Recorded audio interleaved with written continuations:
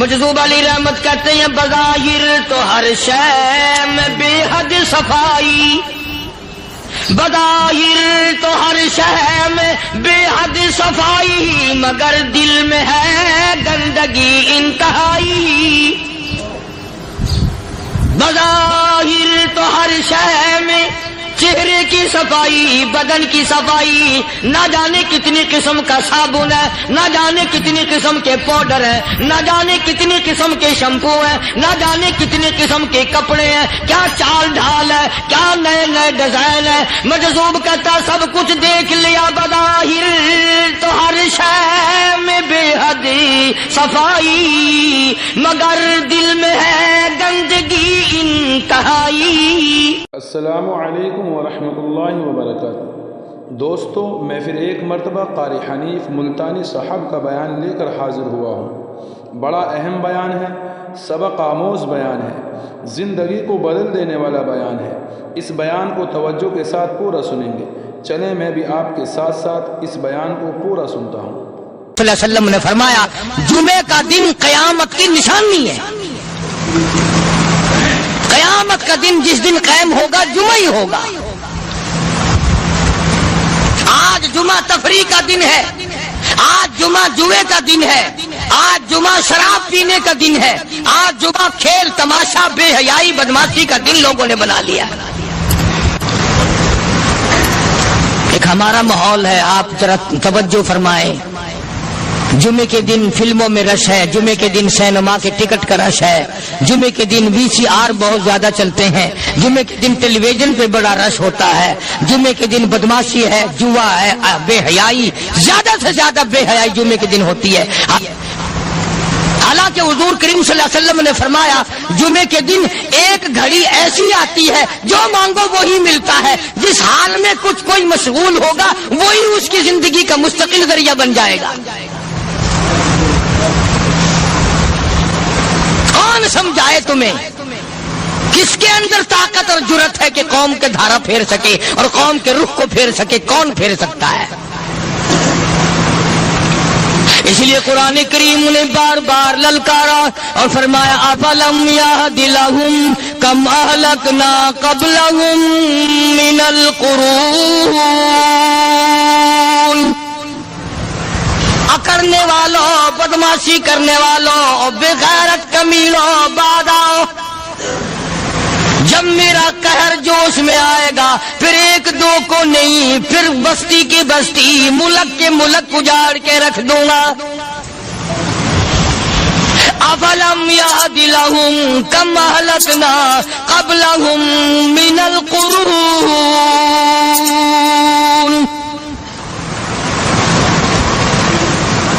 میں نے قرن کے قرن اجاڑ دیے، میں نے روئے زمین کے مالک اجاڑ دیے، میں نے ملکوں کے بادشاہ اجاڑ دیے، میں نے وزیر اعظم اجاڑ دیے، میں نے گورنروں سے بھیک کے ٹکڑے منگوا دیے۔ میں وہ خدا ہوں وتعز من تشاء وتذل من تشاء بیدک الخیر انک علی کل شیء قدیر۔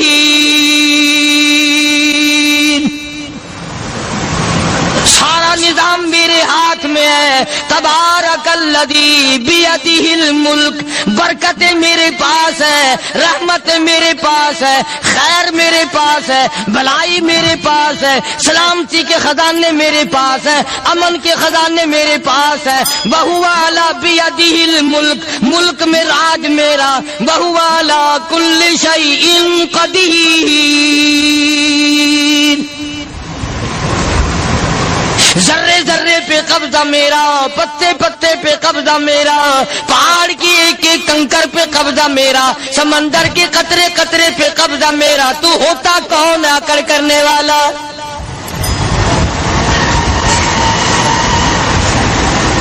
غور نہیں کرتے، سوچتے نہیں ہیں کہ کلام الہی ہمیں کیا بتانا چاہتا ہے۔ جناب عثمان رضی اللہ تعالیٰ عنہ فرماتے ہیں او لوگوں میں نے ساری زندگی گزار دی اسلام کے بعد جس دن سے میں نے کلمہ پڑھا آخری دم تک کوئی جمعہ ایسا نہیں گزرا اللہ کے نام پر میں نے ایک غلام خرید کے آزاد نہ کیا ہو۔ پہلے لوگ بھی جمعے کے دن درود پاک کی کثرت کرتے تھے، خیرات کیا کرتے تھے کہ 8 دن کا کفارہ ہو جائے، اللہ تبارک و تعالی راضی ہو جائے۔ آج کے دن قیامت آئے گی، نہ جانے میرا کیا حال بنے گا، کن لوگوں میں میرا شمار ہوگا۔ مدنی کریم صلی اللہ تعالی علیہ وسلم کا دربار لگا ہوا ہے، مجلس ہے آقا مدنی صلی اللہ علیہ وسلم کی۔ وہ کتنے مقدروں والے جوان تھے جو اپنے محبوب صلی اللہ علیہ وسلم کی مجلس میں بیٹھتے تھے، وہ کتنے خوش بخت اور خوش نصیبے والے لوگ تھے جو اپنے آقا کے سامنے بیٹھتے تھے۔ حضور کریم صلی اللہ علیہ وسلم نے فرمایا مجھے 3 چیزوں سے بڑی محبت ہے، 3 چیزیں بڑی پیاری لگتی ہیں، 3 چیزیں دنیا میں بڑی مرغوب ہیں مجھے۔ فرمایا ایک نماز میری آنکھوں کی ٹھنڈک ہے۔ سرکار کی پسندیدہ بات سنو، فرمایا نماز میری آنکھوں کی ٹھنڈک ہے، جو نماز پڑھتا ہے وہ میری آنکھوں کو ٹھنڈا کرتا ہے، جو نماز نہیں پڑھتا کیا مطلب، وہ مجھے رنج دیتا ہے۔ اور جامع ترمذی میں ایک حدیث موجود ہے، ارشاد ہے حضور کریم سب کہہ دو صلی اللہ علیہ وسلم کا، فرمایا کہ ہر پیر کے دن، ہر جمعرات کے دن ہر امتی کا نامہ اعمال میرے سامنے پیش کیا جاتا ہے، ہر امتی کا اعمال نامہ سرکار کے سامنے کر دیا جاتا ہے، تیرے فلاں امتی کا یہ عمل ہے۔ ذرا مسجد میں بیٹھے ہو، قبلے کی طرف منہ کیے بیٹھے ہو، لوگوں سوچو تو صحیح ہمارے اعمال نامے دیکھ کر آقا کو کتنا رنج ہوتا ہوگا، ہمارے کردار دیکھ کر، ہماری روح سیاہی کو دیکھ کر آقا کو کتنا رنج پہنچتا ہوگا صلی اللہ علیہ وسلم۔ ارے ہم نے حضور کی ذات اقدس کو رنج پہنچایا، پریشانی پہنچائی، تکلیف پہنچائی، پرواہ نہیں کرتے نمازوں کی، نوجوان بھی بوڑھے بھی حج کر کے بھی نماز پڑھتے لوگ، اور اب تو ویسے بھی دانا بینا لوگ ہیں۔ تو آپ نے ارشاد فرمایا کہ میری آنکھوں کی ٹھنڈک نماز میں ہے، 3 چیزیں مجھے پیاری ہیں پوری دنیا میں، 3 چیزیں پسندیدہ ہیں میری۔ سب سے پہلی فرمایا نماز میری آنکھوں کی ٹھنڈک ہے، قرۃ عینی فی الصلاۃ او کما قال النبی صلی اللہ علیہ وسلم۔ فرمایا جس امتی کا یہ دل کرے کہ میں نبی کی آنکھ ٹھنڈی ہو، اسے چاہیے کہ نماز پابندی سے پڑھے۔ دوسرا فرمایا وفادار عورت مجھے بڑی پسند ہے، حضور کریم صلی اللہ علیہ وسلم نے فرمایا وفادار عورت، ہائے ہائے ہماری ماؤں سے زیادہ وفادار کون ہوں گی۔ جناب عائشہ صدیقہ رضی اللہ تعالیٰ عنہ فرماتی ہیں کالی کملی والے کے گھر میں 3 مہینے چولہے میں آگ نہیں جلتی تھی،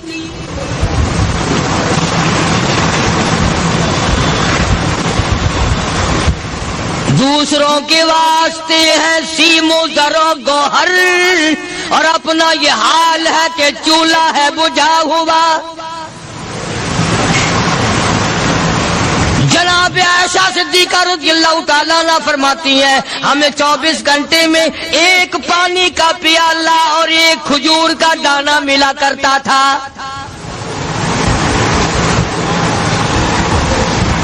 کبھی اپنی ماہوں کی خوراک تو دیکھو، خرچہ تو دیکھو، اور اگلی بات سنو تو حیران ہو جاؤ۔ جناب عائشہ صدیقہ رضی اللہ تعالیٰ عنہ فرماتی ہیں اس پیالے اور کھجور کی قدر بھی تب ہوئی جب وہ بھی نہ ملی۔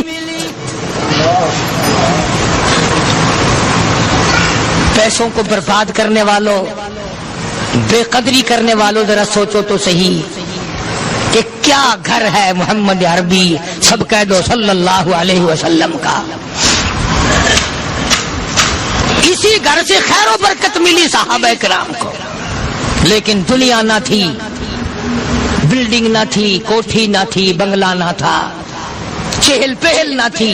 اچھا ایک بات اور آج یاد کر کے لے جاؤ، یہ تو مجبوری ہوئی نا، یہ تو ایک مجبوری ہوئی، پریشانی ہوئی، محتاجی ہوئی کہ پانی کا ایک پیالہ اور ایک کھجور کا دانہ ملتا تھا۔ اور اگلی بات سنو تو حیران ہو جاؤ، مجبوری اور چیز ہے، اختیار سے کرنا اور چیز ہے۔ جناب فاروق اعظم رضی اللہ تعالیٰ عنہ کی حکومت ہے، عائشہ صدیقہ رضی اللہ تعالیٰ عنہ کا سال کا خرچہ 12,000 روپیہ بوری میں بھر کر حضرت عمر نے حضرت عائشہ کے گھر پہنچا دیا۔ لو تمہارا یہ سال کا خرچہ آ گیا۔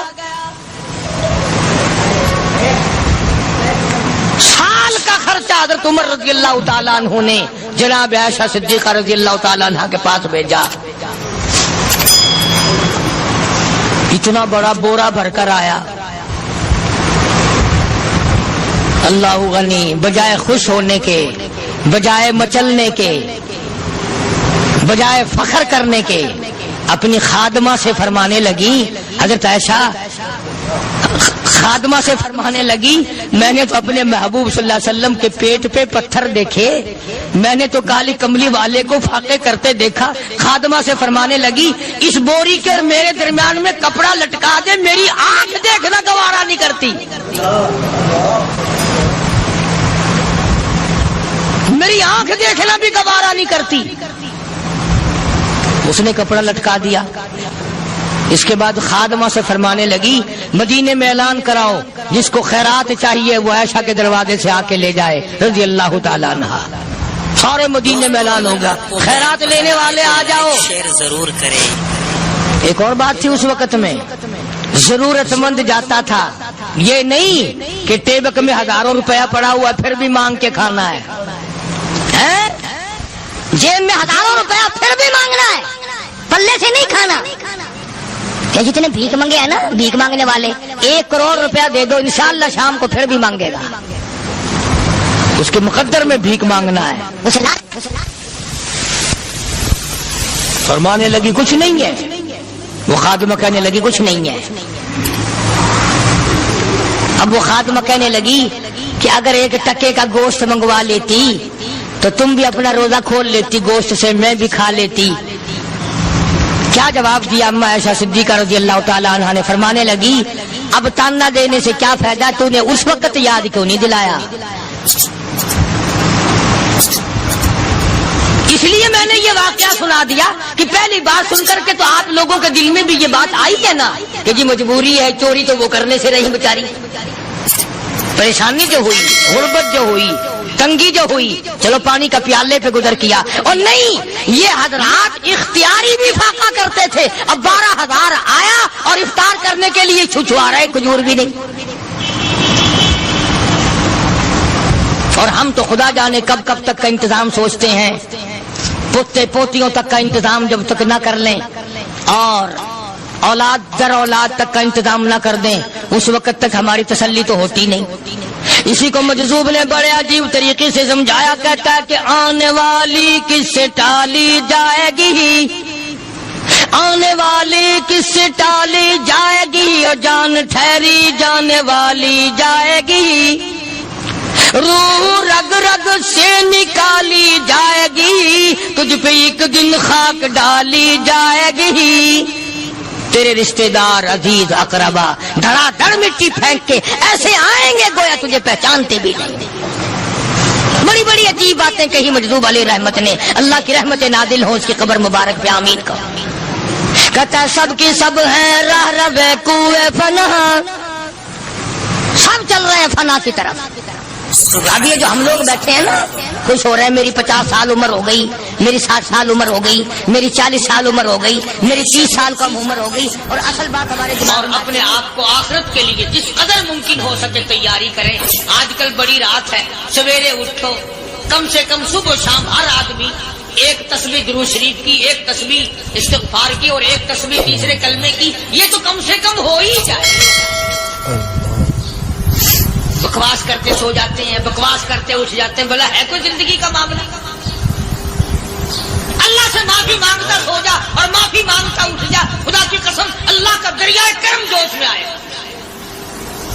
تو یہ ساری چیزیں میں نے لیے عرض کی تو وقت پورا کرنے والا حساب نہیں کہ نہ جانے کس کو توبہ کی توفیق ہو جائے. کم سے کم ان 3 تسبیحوں کو ہر مرد عورت لازمی پکڑ لے. ایک تسبیح درود شریف کی، ایک تسبیح سبحان اللہ والحمدللہ ولا الہ الا اللہ واللہ اکبر ولا حول ولا قوۃ الا باللہ العلی العظیم، اور ایک تسبیح استغفر اللہ الذی لا الہ الا هو الحی القیوم واتوب الیہ یا استغفر اللہ ربی من کل ذنب واتوب الیہ، اور ایک تسبیح درود شریف کی اللہم صلی علی سیدنا مولانا محمد وعلی آل سیدنا مولانا محمد مبارک وسلم وصلی علیہ. جب ایک مرتبہ درود بندہ پڑھے گا 10 بار اللہ کی رحمت آئے گی، 10 گناہ معاف ہوں گے، 10 درجے بلند ہوں گے، 10 خطائیں معاف کر دی جائیں گی. تو کتنا بڑا اجر ہے. خصوصاً بوڑھوں کو چاہیے کہ وہ گپوں میں اپنا وقت خراب نہ کریں. خدا کی قسم قبر میں جانے کے بعد تجھے ایک سانس کی مہلت. پر مجھے اس بات کا افسوس ہے کہ آپ لوگ پورا مضمون سننے کی کوشش نہیں کرتے، بلکہ بعض لوگ بالکل اخیر میں سر سے، ایک ہے جمعے کی فضیلت حاصل کرنا، ایک ہے جمعہ پڑھنا، ایک ہے سیروں لہاونا. اس میں بڑا فرق ہے. ایک ہے سر سے اتارنا اور ایک ہے اس کی فضیلت کا حاصل کرنا. حدیث پاک میں آتا ہے کہ جمعے کے دن فرشتے دروازے پہ کھڑے ہو کر کے حاضری لگاتے ہیں. ہاں، اللہ صاحب مل کی ٹیکسٹائل مل کی حاضری کا تو پتا ہے، مسجد کی حاضری کا کوئی پتا نہیں. اگر دیر ہو جائے تو وہ گیٹ کیپر واپسی کر سکتا ہے، اگر دیر میں آیا تو یہ فرشتہ نہیں کہتا، لانتی ہوا پیچھے سے. بہت مدت کی بات ہے، علامہ یوسف بن نوری رحمۃ اللہ علیہ زندہ تھے. میں کراچی تھا تو حضرت نے مجھے فرمایا کہ جمعہ ہمارے یہاں پڑھا دو. اب کے بیوی والی کو جمعہ پڑھاتا تھا ان دنوں میں. تو میں جب گیا تو ہم ایک چھوٹے سے دروازے سے داخل ہونے لگے. ایک پٹھان کہنے لگا پرلے دروازے سے چلو، میں بھی ادھر سے جاتا ہوں. میں نے کہا کیوں؟ کہنے لگا فرشتہ ادھر رجسٹر لیے کھڑا ہے، تم ادھر سے گھس جاؤ گے تمہارا حاضری نہیں لگے گا. تو کہنے لگا فرشتہ بڑے گیٹ پہ کھڑا ہے، ادھر چلو. تو کم سے کم اس پٹھان کا تو یہ عقیدہ ہے کہ فرشتہ کھڑا ہے، اور تمہارا خیال یہ ہے کہ جمعے کے دن نہ فرشتہ ہے نہ خدا ہے، کوئی بھی نہیں ہے. اس لیے سیرت النبی صلی اللہ علیہ وسلم کا عنوان شروع ہوگا. مفتی آؤ پورا مضمون سنو تاکہ لطف آئے، دل و دماغ بنے. اور عقیدہ میں نے تمہیں بتا دیا، لا الہ الا اللہ، خدا کے سوا الہ کوئی نہیں، مشکل کشا کوئی نہیں، پیدا کرنے والا کوئی نہیں، فصل میں، دکان میں، کارخانے میں اس کے سوا برکت دینے والا کوئی نہیں. اور یہ بات بتائی کس نے؟ محمد الرسول اللہ صلی اللہ علیہ وسلم. ہمارے نبی حضرت محمد الرسول اللہ صلی اللہ علیہ وسلم نے ہمیں یہ بات بتائی. خدا کے بعد خدا کوئی نہیں، مصطفیٰ کے بعد نبی کوئی نہیں. حضور صلی اللہ علیہ وسلم کے بعد کوئی کسی قسم کا جو نبوت کا دعویٰ کرے وہ کافر ہے، دجال ہے، بے ایمان ہے، وہ خنزیر سے بدتر ہے جو میرے آقا کے ختم نبوت کے تاج کو ہاتھ لگائے گا. فرمایا لہم قلوب لا یفقہون بہا. اللہ پاک جل شانہ فرماتے ہیں جس کا دل قرآن کریم سمجھنے کا عادی نہیں. لہم قلوب لا یفقہون بہا، جس کا دل قرآن سمجھنے کے لیے تیار نہیں. وَلَهُمْ أَعْيُنٌ لَا يُبْصِرُونَ بِهَا، جس کا کان اللہ کا قرآن سننے کے لیے تیار نہیں. أَمْ لَهُمْ آذَانٌ لَا يَسْمَعُونَ بِهَا، أَمْ لَهُمْ آذَانٌ يَسْمَعُونَ بِهَا، جس کا کان خدا کا قرآن سننے کو تیار نہیں. خدائی فیصلہ سنو، اللہ کے قرآن کا فیصلہ سنو، اللہ کے کلام کا فیصلہ سنو. جس کا کان میرا کلام سننے کے لیے تیار نہیں، جس کو میرا قرآن سن کے مزہ نہیں آتا، جس کو میرا کلام سن کے حلاوت نہیں آتی، جس کو میرا کلام سن کے لذت نہیں آتی، جس کی روح تازی نہیں ہوتی، جس کو لطف نہیں آتا، جس کو کیف نہیں آتا، جس کو سرور نہیں آتا، جو میرا قرآن سننے کو تیار نہیں، جو میرا قرآن آنکھوں سے دیکھنے کو تیار نہیں، جو میرا قرآن سننے سمجھنے کے لیے تیار نہیں. آؤ پھر خدائی فیصلہ سنو. فرمایا اولئک،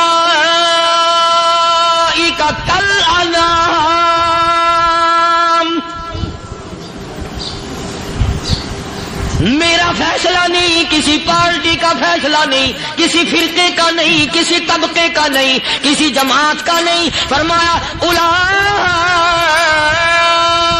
الانعام. پیدا کرنے والا مالک و خالق کہتا ہے مجھے اپنی کبریائی کی قسم یہ سارے جانور ہیں.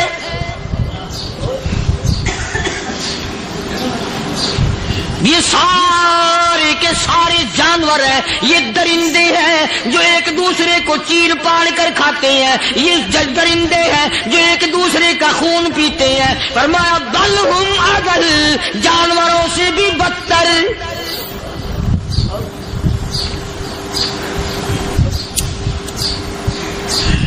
جس کے دل میں قرآن سن کر ترس نہیں، جس دل میں رحم نہیں، اپنے سے کمزور دیکھ کر جس کے دل میں شفقت نہیں، مہربانی کا مادہ نہیں.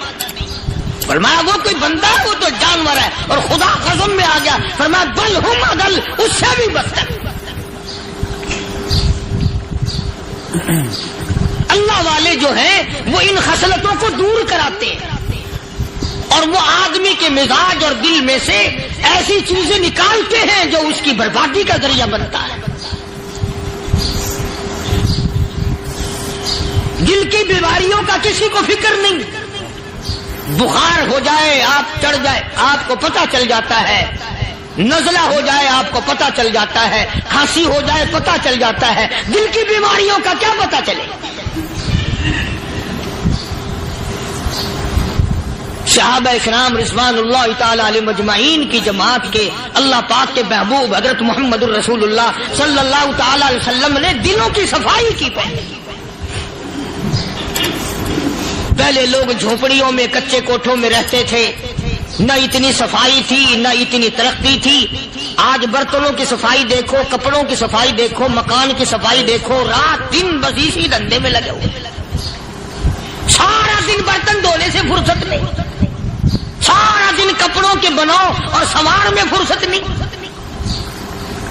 تو اللہ والے ایسے موقع پر بڑی عجیب بات کہتے ہیں. وہی مجذوب ہے، مجذوب علی رحمت کہتے ہیں بظاہر تو ہر شے میں بے حد صفائی، بظاہر تو ہر شے میں بے حد صفائی، مگر دل میں ہے گندگی انتہائی. بظاہر تو ہر شے میں چہرے کی صفائی، بدن کی صفائی، نہ جانے کتنی قسم کا صابن ہے، نہ جانے کتنی قسم کے پاؤڈر ہے، نہ جانے کتنی قسم کے شیمپو ہیں، نہ جانے کتنی قسم کے کپڑے ہیں، کیا چال ڈھال ہے، کیا نئے نئے ڈیزائن ہے. مجذوب کہتا سب کچھ دیکھ لیا، بظاہر تو ہر شے میں بے حد صفائی، مگر دل میں ہے گندگی انتہائی. جس یار کی بیٹھک میں بیٹھ کے کھانا کھایا، جس رشتہ دار کی بیٹھک میں بیٹھ کے کھانا کھایا، اسی کی بہن کو دیکھ کر آبرو پہ ڈاکہ ڈالنے کا پروگرام ہے. جس دوست کے گھر میں بیٹھ کے کھانا کھایا، اسی دوست کی بیوی کی عزت لوٹنے کا پروگرام ہے. پرانے زمانے میں اب بھی دلی جیسے شہر میں اگر دعوت کی جاتی ہے تو وہاں ایک تشتری میں نمک آتا ہے سب سے پہلے. عام میں بھی دستور تھا پرانے زمانے میں، اگر کوئی دعوت کرتا، کوئی تقریب کرتا، سب سے پہلے نمک آتا تھا. ایک ایک انگلی ہر شخص نمک چاٹتا تھا. کیا مطلب؟ جس نے نمک چاٹ لیا اب وہ نمک حرامی نہیں بنے گا. اس گھر میں چوری کرنا، اس گھر کی آبرو کا غلط تصور لانا، اس گھر کے مال میں خیانت کرنا وہ حرام سمجھتا تھا جس گھر کا میں نے نمک چکھ لیا. اور مسلمانوں کی بات نہیں، ہندوؤں کی بھی یہ باتیں تھیں. مولانا محمد علی صاحب جلندری سب قید رحمت اللہ علیہ فرمایا کرتے تھے کہ ایک سکھ تھا بہت بڑا ڈاکو، مسلمان اور ہندو مل کر اس کو ساتھ ملا کر کے لے گئے کہ یہاں اس گاؤں میں اس پنڈ میں ڈاکہ ڈالے. سفر کر کے گئے، تکلیف اٹھا کے گئے. اس سکھ ڈاکو نے پوچھ لیا کہ یہ کون سا گاؤں ہے کہ یہ فلانا ہے. اچھا سارے کے سارے یہ تلاش کرو، یہ سوچ بچار کرو اپنے پنڈ کی، اپنے علاقے کی، کسی مسلمان کی، کسی ہندو کی، کسی سکھ کی، کسی چوڑے چمار کی اس گاؤں میں لڑکی تو نہیں؟ ہمارے یہاں سے کوئی لڑکی تو شادی ہو کے یہاں نہیں آئی ہوئی؟ ان ساروں میں سے کہنے لگا کہ ہمارے بھنگی کی لڑکی جمعدار کی یہاں آئی ہوئی ہے. کہنے لگا واپس چلو، بیٹی بیٹی ہے، چاہے بھنگی کی ہو یا نواب کی ہو. ارے کل بیٹی کا ڈولا دیا تھا، آج دھکا ڈالیں گے، شرم نہیں آئے گی؟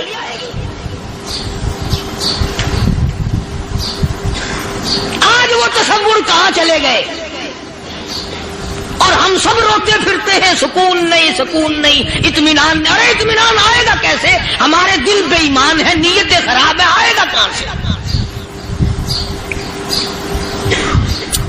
صحابہ کرام رضوان اللہ تعالی علیہ مجمعین کی جماعت نے اس قدر اس بات پہ محنت کی اور کوشش کی کہ غلط لقمہ بھی پیٹ کے اندر نہ چلا جائے.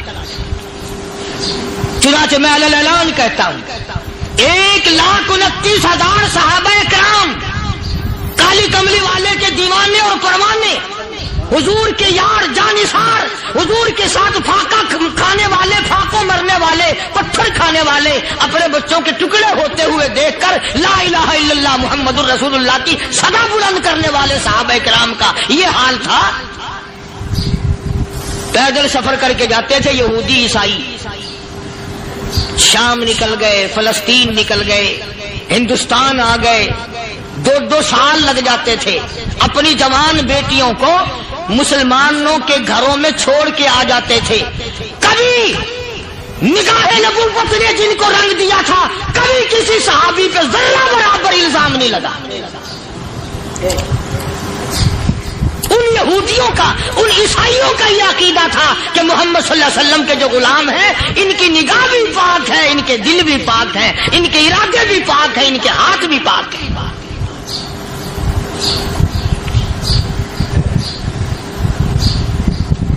مصر کے گورنر نے، مصر کے جنرل کرنل نے خط لکھا سیدنا فاروق اعظم رضی اللہ تعالی عنہ کی خدمت میں. دور خلافت ہے حضرت فاروق اعظم کا.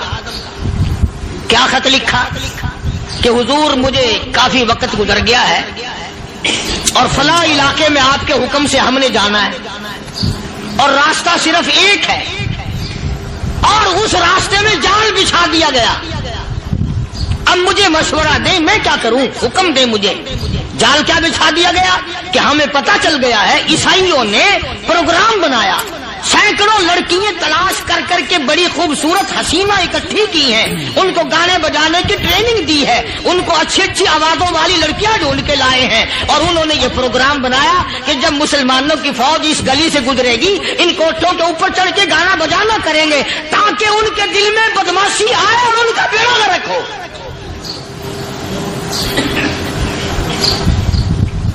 کبھی کافر کا یہ عقیدہ تھا کہ مسلمان کا دل بگڑا تو یہ گیا، اس کی نیت میں خرابی آئی اور یہ تباہ ہوا. جناب فاروق اعظم رضی اللہ تعالیٰ عنہ نے اسے یہ خط نہیں لکھا کہ تو قرآن پڑھا کر، تو نفل پڑھا کر. امیر المومنین خلیفۃ المسلمین سیدنا فاروق اعظم رضی اللہ تعالیٰ عنہ نے اپنے جنرل کرنل کو خط لکھا کہ اس میں لمبی چوڑی فکر کی کوئی بات نہیں، اس میں کوئی پریشانی والی بات نہیں، کوئی سوچ و بچار والی بات نہیں. سارے تیری فوج میں، تیری کمان میں مسلمان ہیں، سب کو اکٹھا کر لے، ساروں کو اکٹھا کر کے قرآن کریم کے سورت نور کی 2 آیتیں سنا دے.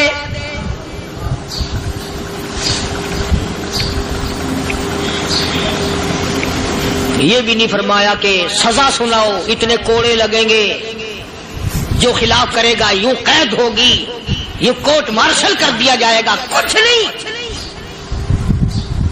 جناب فاروق اعظم رضی اللہ تعالیٰ عنہ کی رائے دیکھو. ان کے خیال میں قرآن کریم میں اتنی بڑی طاقت ہے، اتنی بڑی عظمت ہے، اتنی بڑی کرامت ہے، کلام الہی میں اتنا بڑا شرف ہے. اعلان کر دیا، فرمایا اپنے کرنل کو ساری فوج کو، لشکر کو اکٹھا کر کے قرآن کریم کی فلاں فلاں آیت سنا دے.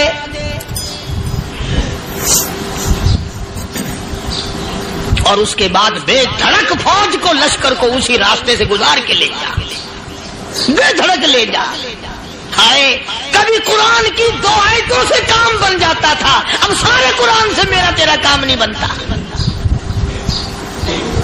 قصور قرآن کا نہیں ہے، یہ میرا تیرا ہے. یہ تو اتنی وفادار کلام ہے، اتنی پاک کلام ہے، خدا کی قسم. ہزاروں رجسٹروں کے گتے، ہزاروں چائے کے ڈبے، ہزاروں مٹھائی کے ڈبے، لاکھوں کروڑوں دوائیوں کے ڈبے گندے نالوں پہ، کوڑیوں پہ، روڑیوں پہ پڑے ہیں، اور جس گتے نے قرآن کے ساتھ یاری لگا لی، خدا کی قسم کوئی آدمی بغیر وضو اس گتے کو بھی ہاتھ نہیں لگا سکتا. ہزاروں نہیں لاکھوں کپڑے مارکیٹ میں پڑے، پر جس کپڑے نے قرآن سے یاری لگا لی، جو کپڑا جسدان بن کر قرآن پہ چڑھ گیا، لوگ اس کو بھی چومتے ہیں، اور چومنا چاہیے. یارو کپڑے نے قرآن سے یاری لگائی تو کپڑا عظمت والا بن گیا، گتے نے یاری لگا لی تو گتا بن گیا. ہزاروں قسم کے کاغذات روزانہ ذلیل ہوتے پھرتے ہیں، جس کاغذ پہ قرآن لکھا گیا وہ عظمت پا گیا، جس سیاہی سے قرآن لکھا گیا وہ سیاہی عظمت والی بن گئی. ارے اگر مسلمان قرآن کو اپنے اندر پیدا کر لے، اس کی عظمت کو بسا لے، اس کو اپنا لاہ عمل بنا لے، اس کو اپنے سر پہ رکھ لے، تو کیا یہ بندہ قرآن کے ساتھ وفاداری کرے تو قرآن کیا خیال ہے قرآن بے وفائی کر دے گا؟ یقین نہیں، یقین اصل بات اعتقاد کی ہے. یقین کا تو یہ عالم بنا ہوا ہے کہ اگر کوئی چوری کا معاملہ ہو جائے اور کسی پر شبہ ہو، اگر اسے کہو کہ قرآن اٹھا دے تو دیر نہیں لگائے گا، اور اگر کہے کہ فلانی خانگاہ کا کنڈا مار دیا تو یہ کام میں نہیں کرتا. خانگاہ کے کنڈے پہ ایمان ہے، قرآن پہ ایمان نہیں.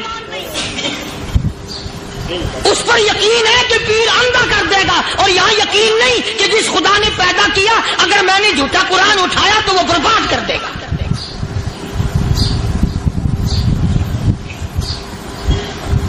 عجیب عجیب لوگ. چنانچہ مصر کے کرنل نے، مصر کے جنرل نے ساری فوج کو اکٹھا کر لیا. اس نے بھی یہ بات تو نہیں کہی کہ فاروق اعظم کو دوبارہ خط لکھتا کہ حضرت یہ تو 2 آیتیں آپ نے لکھی، یہ تو سارا قرآن روز پڑھتے ہیں، پر بنے گا کیا؟ جیسے فاروق اعظم کا یقین تھا، فاروق اعظم کی فوج کے کرنل کا بھی یقین ہے، فاروق اعظم کے فوج کے جنرل کا بھی یقین ہے. اس نے ساری فوج کو اکٹھا کیا، لشکر کو جمع کیا، اور اس کے بعد کہنے لگا قل للمؤمنین یغضوا من ابصارکم ویحفظوا فروجہم ذالک ازکی لہم ان اللہ خبیر بما یصنعون. او لوگو، خدا تمہیں کہتا ہے اپنی آنکھوں کی حفاظت کرو. اگر تمہاری نظریں غلط جگہ پڑی، اپنی عزت کی حفاظت کرو، اپنی آبرو کی حفاظت کرو. اگر غلط نظریں پڑی، غلط استعمال ہوئی، ان اللہ خبیر بما یصنعون.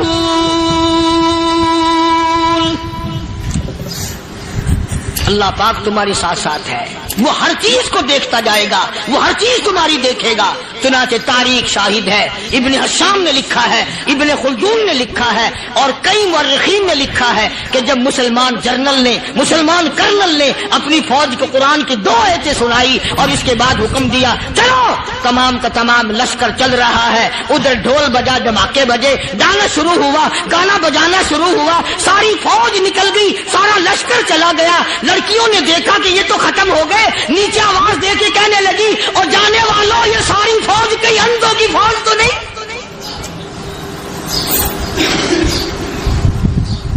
یہ حسن کا نظارہ اور یہ ڈانس اور یہ آواز، ہم ناچ ناچ کے تھک گئی، کوئی سر نہیں اٹھاتا.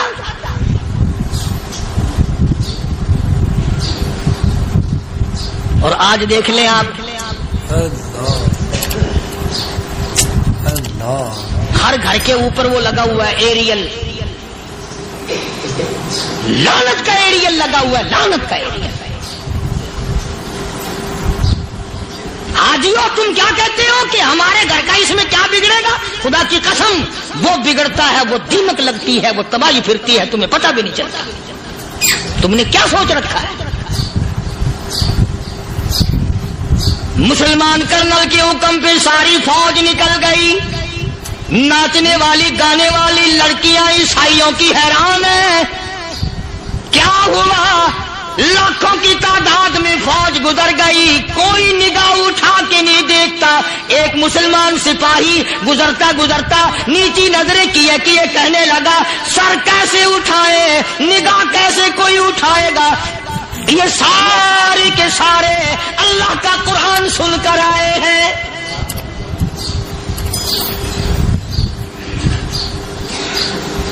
کیسے کوئی نگاہ اٹھائے گا؟ کیسے کوئی سر کو اٹھائے گا؟ یہ سارے کے سارے اللہ کا قرآن سن کر آئے ہیں.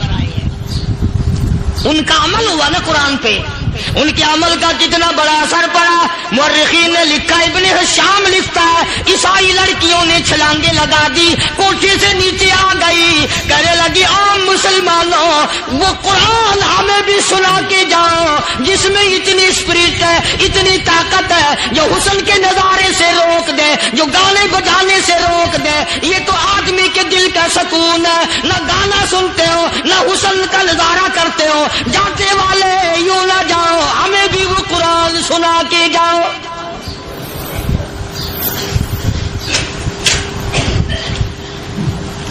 اس قرآن میں کتنی بڑی طاقت ہے, وہ کتنی عظمت ہوگی اس میں, اس کلام میں کتنی برکت ہوگی, جس کلام میں یہ تاثیر ہے کہ وہ ایسی ایسی چیزوں سے روک دیتا ہے. چنانچہ ایک مسلمان سپاہی چلتا بھی جاتا ہے اور کہنے لگا وَقُلْ لِلْمُؤْمِنِينَ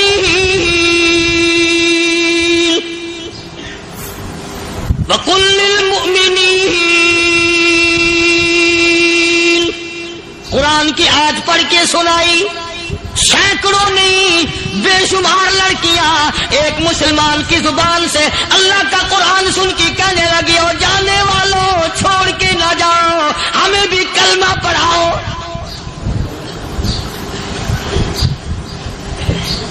جتنی بھی وہ ناچنے گانے والی تھی تمام کے تمام کلمہ پڑھ کر مسلمان بن گئی. اور مورخین نے لکھا ہے آخری دم تک قرآن کی شیدائی اور دیوانی بن کے گزری ہیں.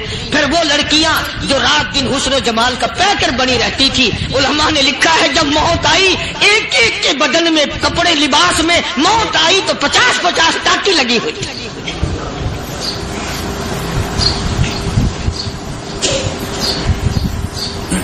بظاہر تو آج بھی بڑی جھاڑا پنجی ہے, بڑی صفائی ہے, بڑی دوڑ دھوپ ہے. اسی کو مجذوب الاعلان کہتا بظاہر تو ہر شے میں بے حد صفائی, مگر دل میں ہے گندگی انتہائی. کبھی اس کے دھوکے میں آنا نہ بھائی, یہ سب ہے رعائی, یہ بس ہے رعائی. یہ تو چیز ہی کچھ نہیں. بڑے بڑے دھندے ہمیں پلٹتے دیکھے, بڑے بڑے نظام بگڑتے دیکھے. محمد عربی صلی اللہ تعالی علیہ وسلم کے دربار میں بڑے بڑے لوگ آتے تھے. اللہ غنی, نگاہ نبوت نے جس کو رنگ دیا سبحان اللہ, پھر قیمت بن گیا. وہ اسلام کی دولت سے پیچھے نہ ہٹا. کوئی پیچھا پھر کے دیکھا ہی نہیں کہ ہم کیا کر رہے ہیں. ایک لذت تھی, ایک کیف تھا, ایک سرور تھا صحابہ کرام. کہاں سے وہ چیز ہم لائیں, کیسے ہم میں وہ چیز پیدا ہوگی. جنگ بدر ہوا, بڑی بہترین بات ہے, توجہ لکھ کے لے جاؤ, انشاءاللہ قبروں میں دعائیں دو گے. جنگ بدر ہوا, 70 سے زیادہ کافر پکڑے گئے, مدینے میں پکڑ کے قیدی بنا کر کے لائے گئے. تنگ دستی کا زمانہ ہے, 1 سال نہیں ہوا مسلمان گزر کے آئے تھے, مار کھا کے آئے, پریشان ہو کر آئے, دن دولت چھوڑ کر لوٹا کر آئے. ان کے پلے کیا تھا. شام کا وقت ہوا, مدنی کریم صلی اللہ تعالی علیہ وسلم نے مسجد کے دروازے میں کھڑے ہو کر اعلان فرما دیا, کون ہے جو میرے مہمانوں کو کھانا کھلائے.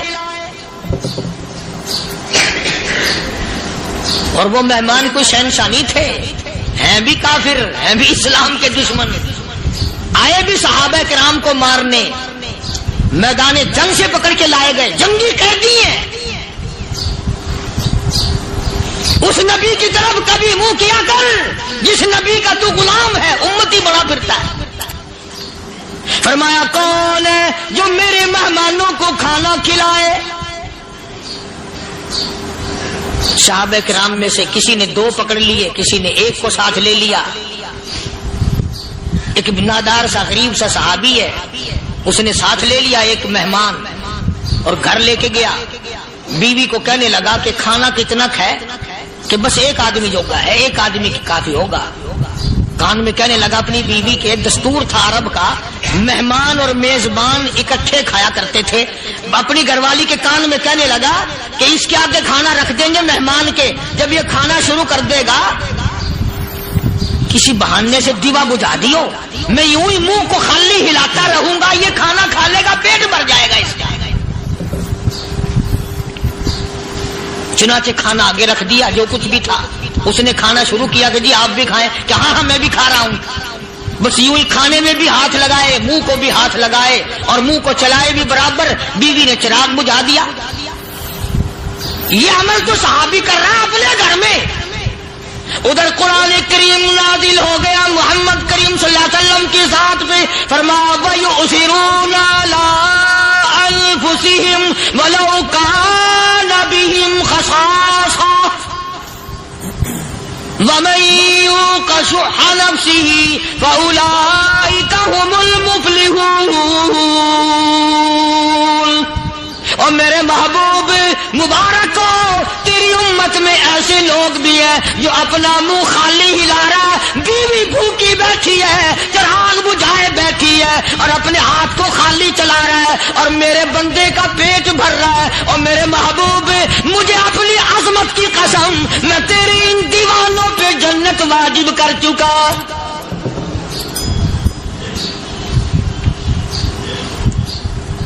اب حضور صلی اللہ علیہ وسلم نے تو ان کو نہیں سکھایا تھا کہ تو جا کے ایسا کرنا،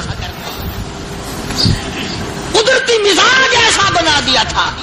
ایک اور موقع ہے مدینے پاک میں، جنگی قیدی اور جگہ سے اسی طرح سے آئے. ایک صحابی ایک اور آدمی کو، جنگی قیدی کو کافر میں گھر لے گیا. بیوی کہنے لگی کہ 1 ہی آدمی کا کھانا ہے بس. انہوں نے کہا اس کو دے دو. وہ کافر جنگی قیدی کہنے لگا جی آپ بھی کھائیں. کہنے لگا بھی بات ہے صاف، 1 آدمی کا کھانا ہے، تو کھانا کھا، میں درخت کے پتے چبا لیتا ہوں. وہ کہنے لگا میں کھاؤں گا پتے. انہوں نے کہا تو رئیس آدمی ہے مکے کا، میں پرانا غریب ہوں، مجھے پتے چبانے کی عادت ہے، تیرے پیٹ میں درد نہ ہو جائے، میں عادی ہوں پتے چبانے کا. اس نے پتے چبا لیے. کافر مسافر اور مہمان جو تھا جنگی قیدی، اس کو کھانا کھلا دیا. دوسرے دن پھر ایسی نوبت آئی. اس نے کہا آپ بھی میرے ساتھ کھانا کھائیں گے؟ کہ نہیں بھائی تو کھا، میں بچے چبانے کا عادی ہوں. 2 دن تو اس کافر نے کھانا کھا لیا اور جب تیسرے دن اس کے آگے کھانا آیا انہوں نے کہا بھائی تو ہی کھا، بس اتنا ہی کھانا ہے، میں تو میاں بیوی ہم تو پتے چبا لیں گے. اور کہنے لگا مدینے والوں تم خود پتے چباتے ہو، دشمنوں کو کھانا کھلاتے ہو، آج میری بھی ایک شرط ہے، پہلے کلمہ پڑھا پھر کھانا کھلا.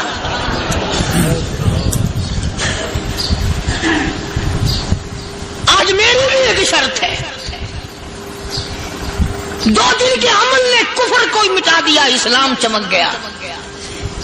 2 دن کے عمل نے. میرا تیرا 60 سال کا عمل ہے، کبھی کسی کافر کو مسلمان بنایا؟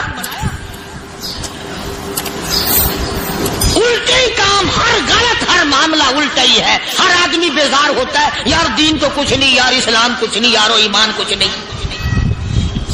اسی کو قرآن کریم نے للکار کے آواز دے کے فرما دیا لوگوں ایسی گڑبڑ نہ کرو ورنہ میں وہ خدا ہوں. فأخذتكم الصاعقة وأنتم تنظرون. جبریل امین نے ایک چیخ ماری، ساری قوم کے جگر پھٹ گئے. میں وہ خدا ہوں. لا تركضوا وارجعوا إلى ما أترفتم فيه ومساكنكم لعلكم تسألون. لوگ مکان چھوڑ کے بھاگتے ہیں، ماحول چھوڑ کر بھاگتے ہیں، معاشرہ چھوڑ کر کے بھاگتے ہیں. خدا کہتا آؤ جن مکانوں پہ تمہیں ناز تھا وہ یہ کھڑے بھاگ کر رہے. اسی کو قرآن کریم کہتا ہے ان الذین قالوا ربنا اللہ ثم استقاموا، وہ آدمی جس نے لا الہ الا اللہ محمد الرسول اللہ صلی اللہ علیہ وسلم پڑھا، اللہ کی توحید کا اقرار کر لیا، او میرے مالک تیرے سوا میرا کوئی مشکل کشا نہیں، حاجت روا نہیں، میرے دل کے بھید کو جاننے والا نہیں، میری بگڑی بنانے والا کوئی نہیں، اجڑوں کو بسانے والا کوئی نہیں، کھیتی کو آباد کرنے والا کوئی نہیں، ایک دانے سے سینکڑوں دانے بنانے والا تیرے سوا کوئی نہیں.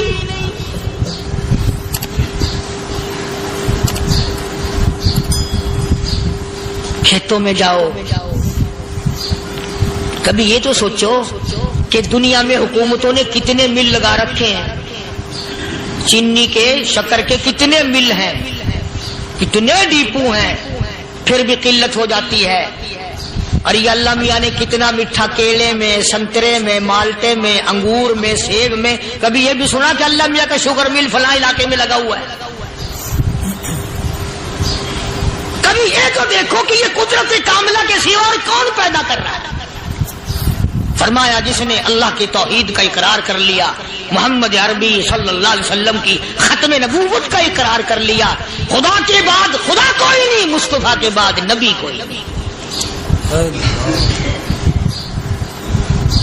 پھر قرآن نے شرط لگائی ثم استقاموا، پھر اس پر جمع رہے، ڈٹا رہے. یوں نہیں کہ کبھی ادھر لڑک گیا کبھی ادھر لڑک گیا. لوگ تو بدل جاتے ہیں، لوگوں کا کیا ہے. پچھلے سال کی بات ہے، یہی مغرب کی نماز کے بعد گرمی کے موسم میں یہاں بیٹھا ہوا تھا باہر، آگے شہر کے وہ آدمی وہ کہنے لگے جی ایک کام آئے ہیں. میں نے کہا کیا؟ کہ 25,000 روپے چوری ہو گیا ہمارا، بتاؤ ہمیں. میں نے کہا بھی مجھے کیا پتا. انہوں نے کہا نہیں سارا شہر کہتا ہے کہ قاریہ نہیں بتا دیتا ہے. میں نے کہا اچھا یہ یوں نہیں جانے کا. میں نے کہا پھر آدھے لوں گا.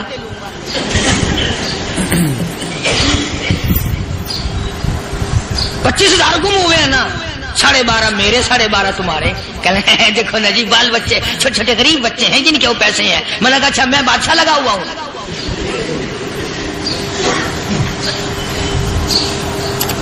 انہوں نے کہا جی سودا مہنگا. میں نے کہا پھر کہیں اور چلے جاؤ. جتنا میں نے سمجھایا نہیں ماننا کہ اگر ہمیں یوں پتہ چل جائے مولویوں کو ولیوں کو تو پھر یہ لاکھوں کروڑوں پولیس والے رکھنے کی ضرورت ہے بھلا؟ اتنی بڑی فوج کا رکھ کر کیا کریں گے ہم؟ اربوں روپیہ فوج کا خرچہ ہے. 2 ولی، ایک ولی کو اس بارڈر پہ بٹھا دیں گے، ایک ولی کو اس بارڈر پہ بٹھا دیں گے. پھر ہم بڑھانا دیں گے اولیاء کرام رجمت. ذہنیت ماری گئی، سمجھ نہیں پاتے، دین کے قریب نہیں آتے لوگ، سمجھتے نہیں. فرمایا ثم استقاموا تتنزل علیہم الملائکۃ الا تخافوا ولا تحزنوا وابشروا بالجنہ التی کنتم توعدون. قرآن کہتا ادھر ولی کی موت آتی ہے، ایسا آدمی جو اپنے کلمے پہ جمع رہے، شرک و بدعت کی لعنت سے بچے، کفر و نفاق سے بچے. ادھر موت آتی ہے، ادھر فرشتے کہتے ہیں گھبرانا، غم نہ کر، بہشت کے دروازے تیرے لیے سارے کھلے ہوئے. وَلَكُمْ فِيهَا مَا تَشْتَهِي أَنفُسُكُمْ وَلَكُمْ فِيهَا مَا تَدَّعُونَ. فرمایا ہم تمہاری ہر اس تمنا کو پورا کریں گے، ہر اس آرزو کو پورا کریں گے. جو مانگو گے وہی ملے گا، جو کہو گے وہی دیا جائے گا. نحن اولیاؤکم فی الحیات الدنیا وفی الآخرہ. ہم دنیا میں بھی تمہارے کارساز ہیں، ہم آخرت میں بھی تمہارے کارساز ہیں، ہم دنیا میں بھی تمہارے دوست ہیں، آخرت میں بھی تمہارے دوست ہیں، اور خدا کے یہاں وہ انعام ملے گا۔ اللہ غنی، رائی کے دانے کے برابر نیکی کی ہوگی، جب پہاڑوں کے برابر ثواب ملے گا تو آدمی حیران ہوگا، یا اللہ تیرے جیسا بینک تو کسی کا بھی نہیں۔ رائی کا دانہ لے کر پہاڑ واپس کر دیا، مالک نے نجات کا ذریعہ بنا دیا۔ فرمایا نزلا من غفور رحیم، یہ مہمانی ہے پروردگار عالم کی طرف سے۔ قرآن اعلان کر کر کے کتاب بالاسحار ہم یستغفرون، اللہ پاک فرماتے ہیں میرے بندوں کی نشانی یہ ہے کہ وہ آخری رات میں بڑے ویلے سحری کے وقت اٹھ کر استغفار کرتے ہیں، اللہ کے حضور میں معافی مانگتے ہیں، روتے ہیں، عاجزی کرتے ہیں۔ کہتا کہ ایک تڑپ سی دل میں امنگتی ہے، ایک درد جگر میں ہوتا ہے، ایک تڑپ سی دل میں امنگتی ہے، ایک درد جگر میں ہوتا ہے، ہم رات کو رویا کرتے ہیں جب سارا عالم سوتا ہے۔ سب لوگ سوئے ہوئے ہوں اور اللہ کا دروازہ کھٹکھٹا، اندھیرے میں مالک کائنات کے سامنے جھولی پھیلا، اپنی بگڑی کا سوال کر، اپنی مشکلات اس مالک کے سامنے پیش کر جو سارے جہان کا خالق و مالک ہے۔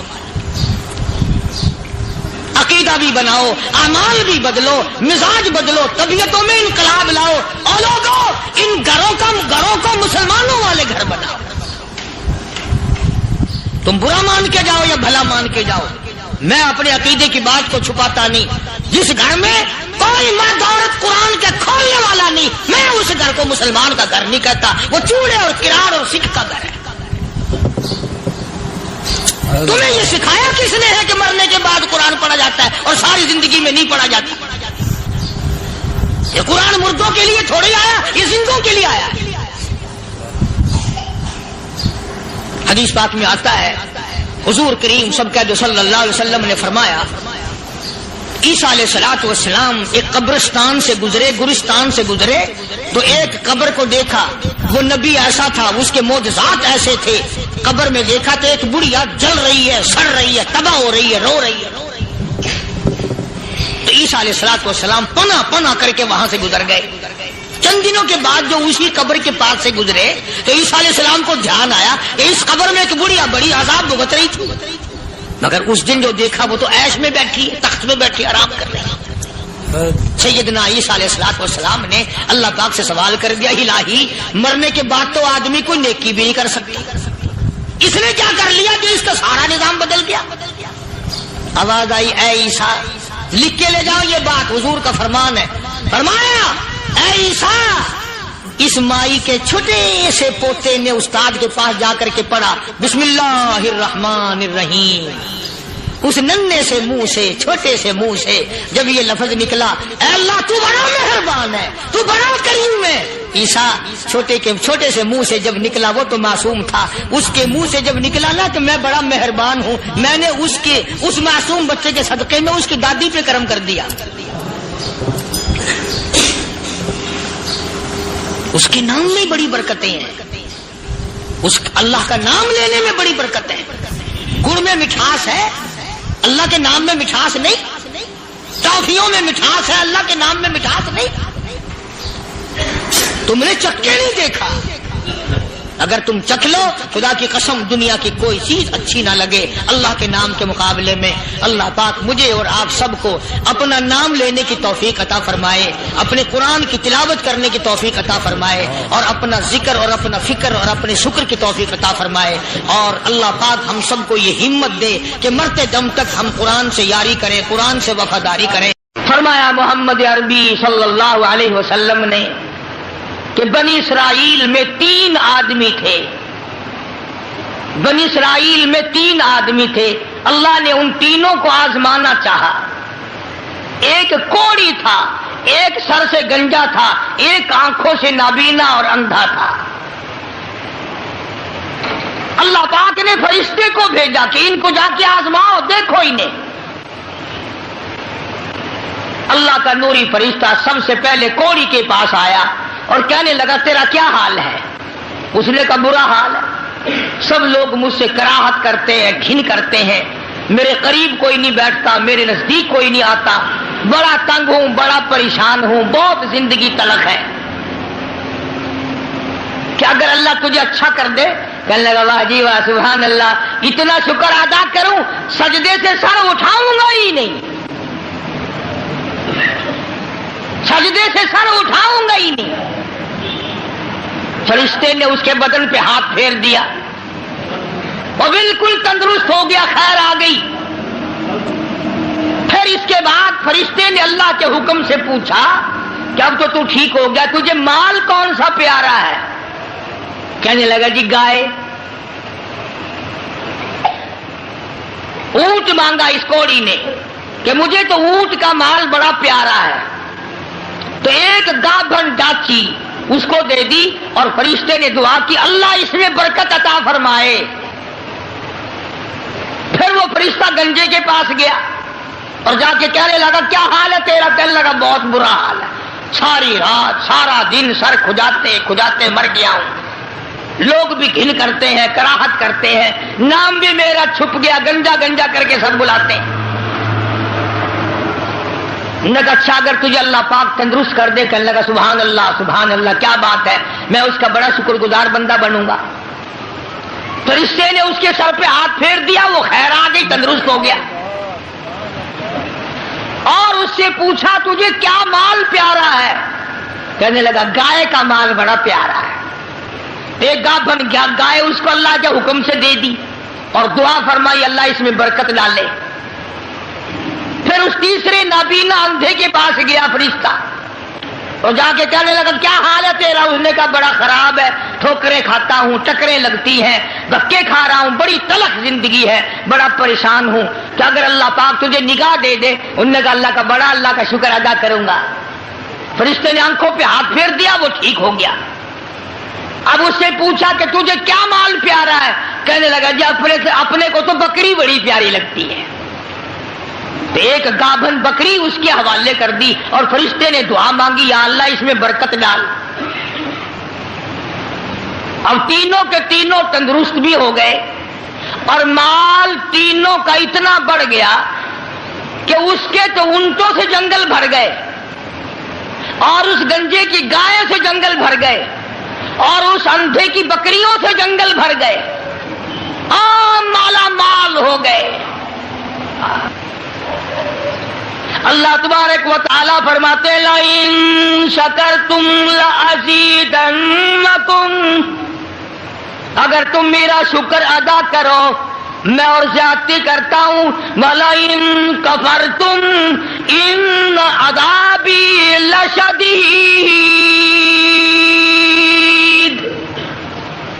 میرا عذاب بڑا سخت ہے۔ پھر وہ میں نعمت چھین لیا کرتا ہوں، سلب کر لیتا ہوں۔ کوئی سال دو سال کے بعد اللہ پاک نے فرشتے کو حکم دیا کہ جا بھائی انہیں آزما کے آ، دیکھ کے تو وہ کیسے میرا شکر ادا کرتے ہیں۔ تو سب سے پہلے فرشتہ کوڑی کے پاس گیا جو پہلے کوڑی تھا، فقیر بن کے، اور جا کے کہنے لگا اس پروردگار کے نام پہ تجھ سے کچھ مانگتا ہوں، بڑا غریب ہوں، بڑا نادار ہوں، بڑا ہی مفلس ہوں، اس رب کے نام پہ مانگتا ہوں جس نے تجھے کوڑی سے تندرستی عطا کی۔ لوگ تجھ سے گھن کیا کرتے تھے، کراہت کیا کرتے تھے، نفرت کیا کرتے تھے، جس رب نے تجھے اعلیٰ درجے کی کھال دی، صورت بخشی، یہ مال دیا، میں غریب ہوں، مسافر ہوں، گھر میرا دور ہے، مجھے کہ میری کچھ امداد کرو، ایک آدھا جانور دے دو، بیچ کر میں گزارا کرتا ہوا گھر پہنچ جاؤں۔ کوڑی آیا لاٹھی لے کر اور کہنے لگا پھر کہیے وہی لفظ۔ اس نے کہا کیوں؟ انہوں نے کہا دیکھ کوڑی ہوگا تو، کوڑی ہوگا تیرا باپ، مجھے کوڑی کہتا، لڑائی ہو جائے گی، یہاں ماروں گا، یہ کروں گا، میں کوڑی کیوں ہوتا؟ اور تو کہتا ہے یہ مال خدا نے دیا، یہ تو باپ دادے سے مال چلا رہا ہے، پشتوں چلا رہا ہے یہ تو. جی آج کل نہیں کئی لوگ آنکھ دینے. اللہ پاک نے تھوڑا جا اصول. اللہ کا فرشتہ واپس ہونے لگا اور کہنے لگا اگر تو جھوٹ بولتا ہو خدا تجھے ویسا ہی کر دے جیسا تو پہلے تھا. اگر تو نے جھوٹ بولا خدا تیرا مال چھین لے، تجھے ویسا ہی کر دے جیسے تو پہلے تھا. اب میں نے پہلے بتایا نا، دیر کیا لگتی ہے، بس سکنت نہیں لگا وہی کوڑی کا کوڑی. سارے اونٹ مر گئے، ایک لمحہ میں جنگل بھر گیا مرو، تمام چیزیں برباد ہو گئی. یہی تو ہے والا ان کفرتم ان عذابی لشدید.